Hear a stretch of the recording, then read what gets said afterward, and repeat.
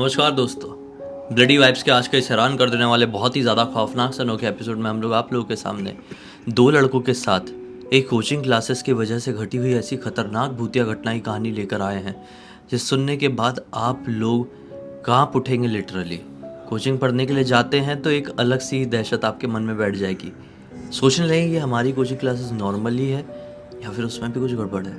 आइए डायरेक्टली जिया की जुबानी जानते हैं कि घटना कब, कैसे, किन हालातों में किसके साथ घटी थी। ये जो घटना घटी थी ना, गुजरात की एक छोटे से गांव में घटी थी। दो लड़कों के साथ, जो दोनों लड़के बिल्कुल ही बेस्ट फ्रेंड थे, मतलब जिगरी यार बोलते वैसे टाइप के थे। एक का नाम रुद्रांश था और एक का नाम महेश।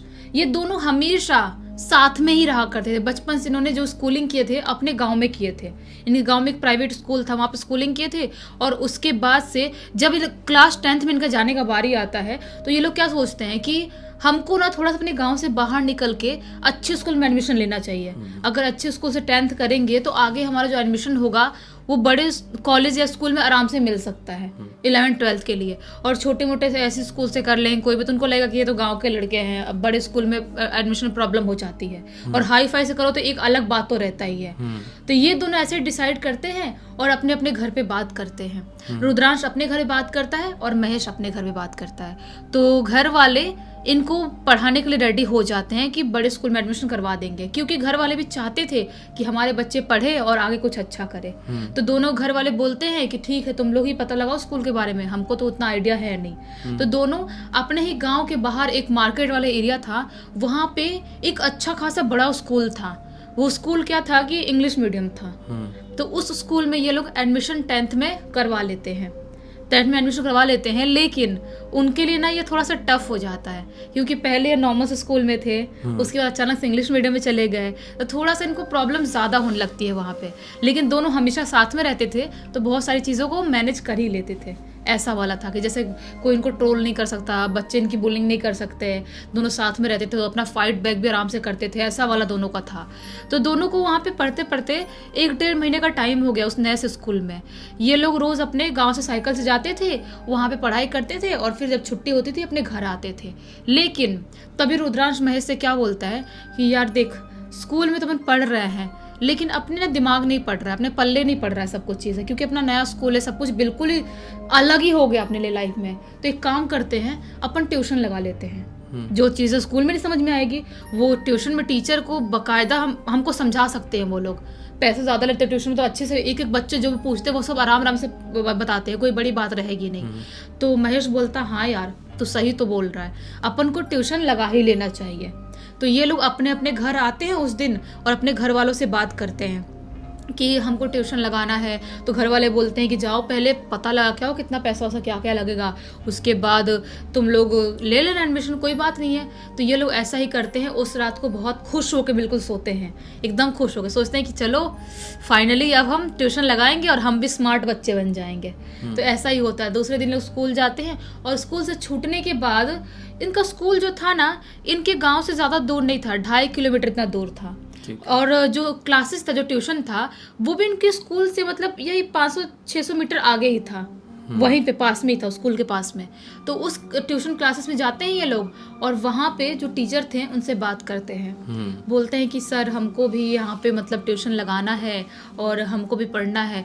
तो सर बोलते हैं अच्छा कौन से गांव से क्या है, जैसे बात करते हैं ना गांव में नॉर्मली लोग, वैसे सर बात करते हैं और सर बताते भी हैं उसके बारे में कि कितना कितना लगेगा पैसा, सारी चीज़ें। ये लोग बोलते हैं ठीक है सर, हम फाइनल कर लेते हैं और घर वालों से बात करके कल से हम लोग भी पढ़ने यहाँ पे आने चालू कर देंगे।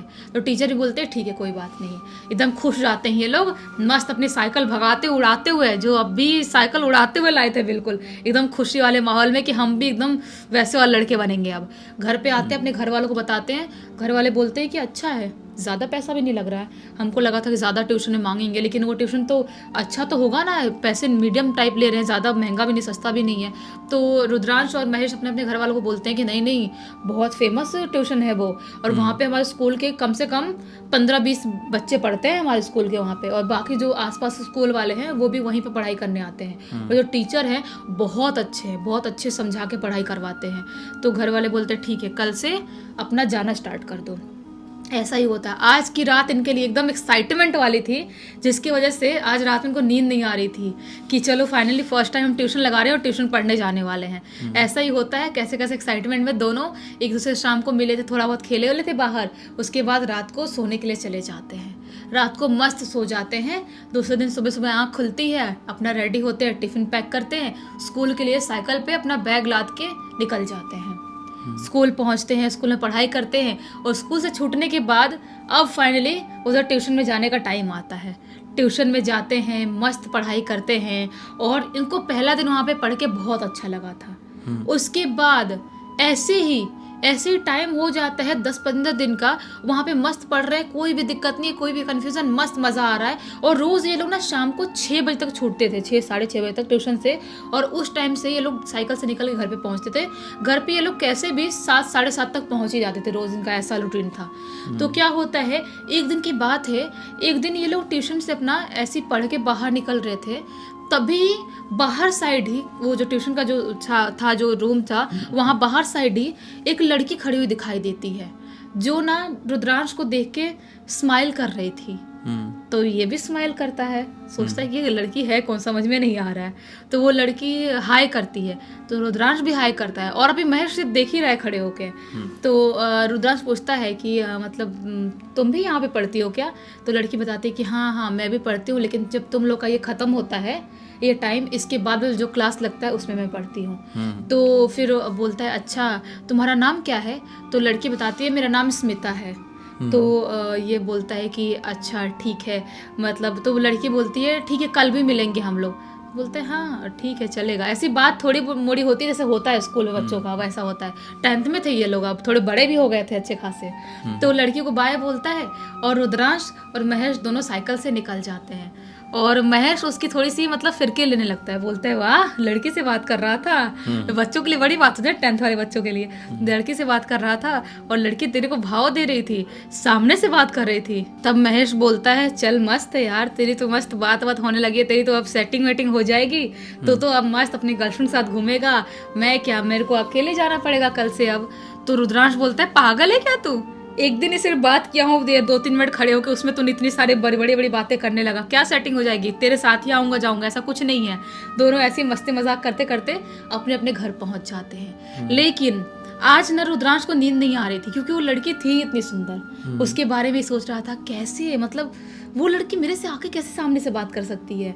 ऐसे लड़कियों की हिम्मत होती नहीं जल्दी लड़कों के सामने से आके बात करने की, और वो छोटी जगह है, और छोटी जगह हमारा छोटा सा गांव है, वहाँ का मार्केट है, वहाँ पे कोई लड़की मेरे सामने से कैसे आके बात कर सकती है, मतलब उसको यकीन नहीं हो रहा था। लेकिन कैसे तैसे सोचते सोचते लड़की के बारे में मस्त सो जाता है। उसके बाद इसकी लाइफ में यही कंटिन्यू हो जाता है। जैसे इनका क्लास छूटता था, वो लड़की क्लास के बाहर वैसे ही खड़ी रहती थी और रुद्रांश उससे थोड़ा बहुत बात करता था खड़े होके, और महेश भी साइड में ऐसे ही खड़ा रहता था, थोड़े दूरी पे खड़े रहता था, ये दोनों बात करते थे और ऐसी इनकी लाइफ मस्त निकल रही थी। ये जो लड़की से बात करने का इनका ड्यूरेशन है ना टाइम का, वो बढ़ता जा रहा था।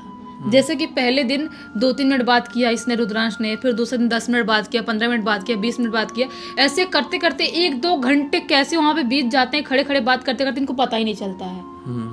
महेश एक दिन पूछता भी है कि यार तू लड़की से बहुत ज़्यादा टाइम तक बात करता है, और बोलती है कि वही क्लास में पढ़ाई करती है अपने ख़त्म होने ट्यूशन के बाद, तो तू कैसे मतलब इतने टाइम तक बात करता है, और कैसे बात करती है, फिर पढ़ाई कब करती है? रुद्रांश बोलता है ठीक है यार चलता है यार, बात करती है, उसको अच्छा लगता है, जिस दिन नहीं आऊँगा मैं या जिस दिन बात नहीं करूँ उस दिन पढ़ लेगी, वैसे भी क्या ही हो जाएगा, वो वैसे भी इंटेलिजेंट है, उसने बताया उसका इतना परसेंटेज आया है तो कुछ नहीं फ़र्क पड़ता उसको, वो नहीं भी पढ़ेगी तो भी पास हो जाएगी, अपने जैसे थोड़ी है वो। तो महेश बोलता अच्छा ठीक है चल कोई बात नहीं। एक दिन की बात है, ये लोग ऐसे ही बाहर खड़े होकर बात कर रहे थे। आज इनका क्लास भी ना काफ़ी लेट छूटता है, लेट, जो ट्यूशन पढ़ाई करते थे वो, वहाँ पे टीचर इनको ज़्यादा पढ़ाने लगते हैं, जिसकी वजह से 8 बजे तक इनका क्लास छूटता है। उसके बाद ये लोग टेंशन में आते हैं कि अरे यार घर पे भी नहीं बताए हैं कि आज लेट तक क्लास लगने वाला है, बहुत लेट हो गया, चलो फटाफट भाग के जाते हैं अपन, कुछ समझ में नहीं आ रहा है, बहुत लेट हो जाए, घर पे लेट पहुँचेंगे हम लोग। तो ये लोग 8 बजे तक अपने क्लास से बाहर निकलते हैं। तो अभी भी वो लड़की स्मिता बाहर ही साइड में खड़ी हुई थी, जिस मतलब लोकेशन पे तो खड़ी हुई मिलती थी हमेशा, वहीं पे खड़ी थी। तो रुद्रांश बोलता है कि आज तो इतना लेट हो गया, आज तुम क्यों खड़ी हो इतने टाइम से यहाँ पे? तो लड़की बोलती है मैं ना तुमसे बात करने के लिए यहाँ पे खड़ी थी। तो रुद्रांश बोलता है मतलब यार तुमको चले जाना चाहिए, इतना लेट हो रहा था तो तुम्हारे घर वाले चिंता नहीं करेंगे। लड़की बोलती है नहीं नहीं, मैं तुमसे बात किए बिना कैसे जा सकती हूँ। तो रुद्रांश बोलता है देखो यार आज ना अपन ज़्यादा बात नहीं कर पाएंगे, मैं ऑलरेडी बहुत लेट हो चुका हूँ, मुझे अपने घर जाना होगा। मम्मी पापा टेंशन ले रहे होंगे, महेश के घर वाले भी टेंशन कर रहे होंगे, तो हमको जाना ही पड़ेगा। वो लड़की बोलती है नहीं ऐसा नहीं हो सकता, तुमको मुझसे बात करना ही पड़ेगा। ये बोलता है ऐसे कैसे बात करना पड़ेगा यार, जा रहा हूँ मैं, कल मिलूंगा, बोल तो रहा हूँ। वो लड़की अभी गुस्सा होने लगती है, बोलती है ऐसे कैसे नहीं बात करोगे तुम मुझसे, तुमको करना ही पड़ेगा, जब तक मेरे से बात नहीं करोगे मैं तुमको नहीं जाने दूंगी। बोलता है ये देखो ये सब कोई बात नहीं होती है, वैसे भी हम दोस्त है, कोई गर्लफ्रेंड बॉयफ्रेंड नहीं है जो तुम ऐसी बात कर रही हो मुझसे गुस्से में। बोलते तुमको बात करना ही पड़ेगा, अगर हिम्मत है जाके दिखाओ। ऐसा गुस्से में बोलती है। रुद्रांश थोड़ा सा शॉक्ड होता है, बोलते कैसी बात कर रही है, ऐसा क्यों मतलब बिहेव कर रही है। बोलता है ठंडे दिमाग करता है थोड़ा, बोलता है क्या हो गया, देखो मैं बोल रहा हूँ ना प्लीज़ यार मेरे को जाने दो, मैं कल बात करूँगा, कल ज़्यादा बात कर लूँगा, एक्स्ट्रा टाइम तक बात कर लेंगे अपन, घर वाले चिंता करेंगे, पता नहीं किसको ढूंढने ढांढने के लिए ना भेज दे बाहर, तो अपन वो घर वाले देख लेंगे बात करते हुए साथ में, तो बहुत बवाल हो जाएगा। तो लड़की बोलती है अच्छा ठीक है, तुम ऐसा बोल रहे हो तो फिर मैं तुमको जाने दे रही हूँ। तो ये बोलता है ठीक है चलो बाय बाय। लड़की बोलती है रुको। ये बोलता है क्या हुआ। लड़की अपने बैग से निकालती है एक परफ्यूम और इसकी पूरे बॉडी फुसफुस कर मारने लगती है। ये बोलता है ये क्या है, तुम मुझे परफ्यूम क्यों मार रही हो इतने रात में। वो बोलती है कि बस ऐसे ही मुझे लगा कि तुमको अच्छी खुशबू आनी चाहिए तुम्हारे अंदर, इसलिए मार दी मैंने। बोलता है पागल हो गई हो क्या, तुम्हारे घर वालों ने तुमको बताया नहीं है रात में ऐसे खुशबू लगा के बाहर नहीं निकलते हैं, ऐसे बाहर नहीं घूमते हैं। वो लड़की बोलती है ये सब कुछ नहीं होता है, बस मेरा मन किया मैंने मार दिया, अब जाओ तुम। तो ये बोलता है बड़ी अजीब सी लड़की है। वहाँ से साइकिल से दोनों निकल जाते हैं। महेश बोलता भी है यार ये तो थोड़ी अजीब नहीं लग रही है, ये ऐसे बिना मतलब परफ्यूम मार दी, कुछ समझ में ही नहीं आ रहा है। एक तो अपन इतना लेट हो रहे थे फिर भी बहस कर रही थी फालतू में। रुद्रांश बोलता है हाँ यार थोड़ी सी चिपकू चिपड़ू टाइप की लड़की लग रही है, मैं धीरे धीरे करके इससे बात करना कम कर दूंगा, क्योंकि देखो भले कितनी भी सुंदर है आगे चल के लाइफ में प्रॉब्लम कर सकती है इतनी चिपकू रहेगी तो महेश बोलता हाँ हाँ सही बात है यार। इनको वहाँ से निकलते निकलते 8:45 का टाइम हो गया था, क्योंकि वहाँ बहस भी इतने टाइम तक हुई थी ना।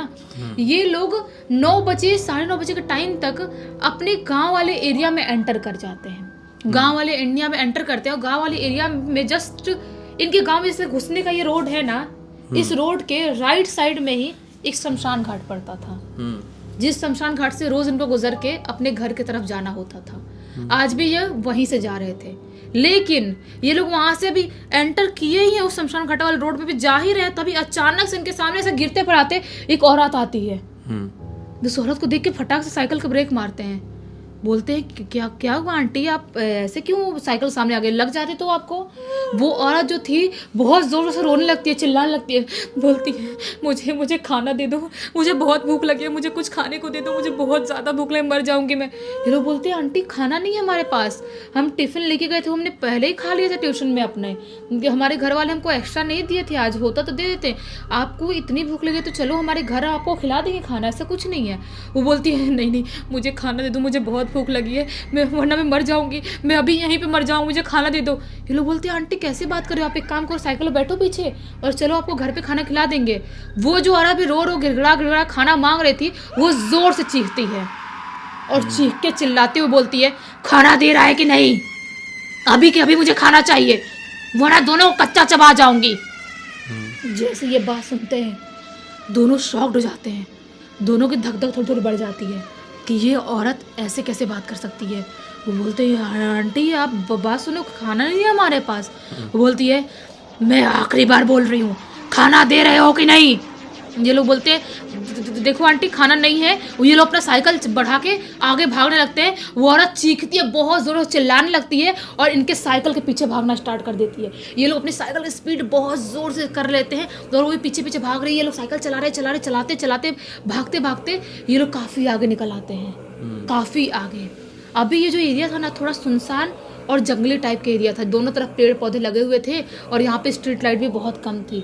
यहाँ तक ये लोग उनको डर लगने लगता है कि यहाँ पे अगर वो इंसान नहीं हुई जिस तरह से बात करे थी, कोई भूत हुई तो यहाँ पे तो पूरा अंधेरा, यहाँ पे तो हमारे ऊपर अटैक कर सकती है। अब थे तो बच्चे ही बेचारे, डर जाते हैं बहुत ज़्यादा।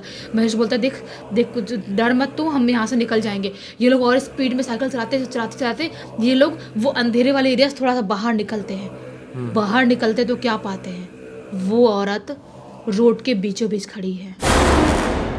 इतनी स्पीड में साइकिल चला के ये लोग आए थे और वो बहुत पीछे छूट गई थी। वो औरत वापस से यहाँ पे रोड के बीचों बीच कैसे खड़ी हो सकती है। अब दोनों समझ जाते हैं कि ये कुछ झोल है, कुछ गड़बड़ है। कुछ तो गड़बड़ है और ये शायद हमको आज जिंदा नहीं छोड़ेगी, मार डालेगी। बहुत बुरा हमारे साथ होने वाला है।